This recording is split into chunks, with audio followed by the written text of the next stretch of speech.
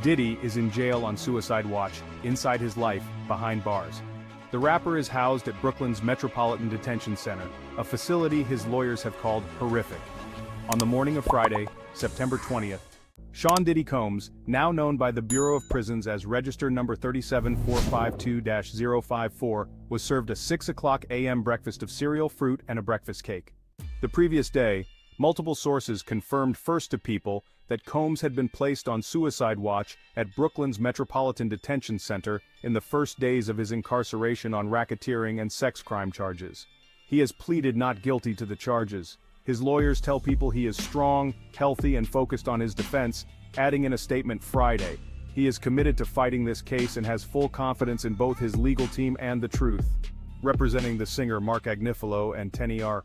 Geragos wrote in a bail proposal rejected by 2 Manhattan judges earlier this week that the Brooklyn facility is not fit for pretrial detention, calling the conditions there horrific.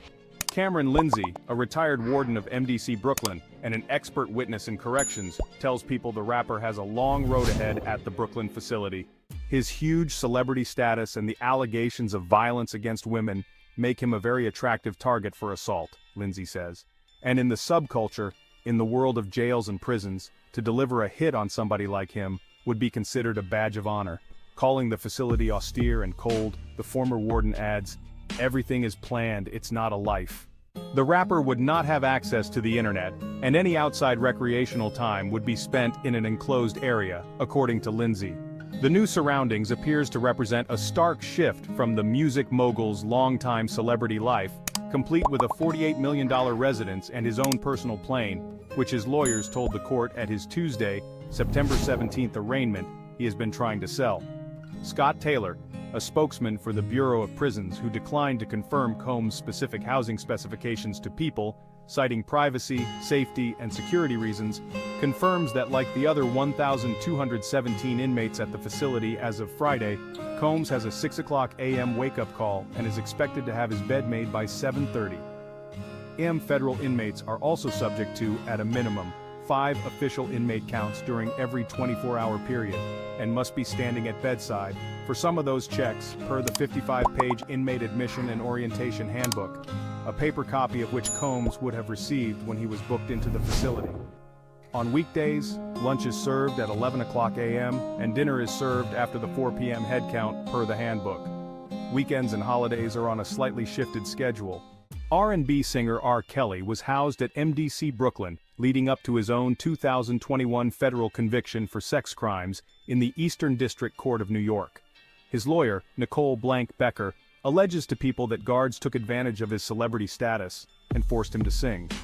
In a phone interview, Becker called Kelly's time at the Brooklyn facility mentally crippling and one of the worst experiences that I have ever heard of. If Diddy is going to be experiencing anything like I know R. Kelly experienced, it's not going to be good, Becker says, adding her opinion that the jail is not at all safe. On the Daily, we were concerned about whether or not R. Kelly was alive, frankly, she says, adding, "It is inhumane. A whole other world. I mean, grown men cry." In a statement to People, Taylor said that the Federal Bureau of Prisons takes seriously our duty to protect the individuals entrusted in our custody, as well as maintain the safety of correctional employees and the community. Acknowledging the staffing and other challenges at MDC Brooklyn, staffing, he says, is now at about 76%.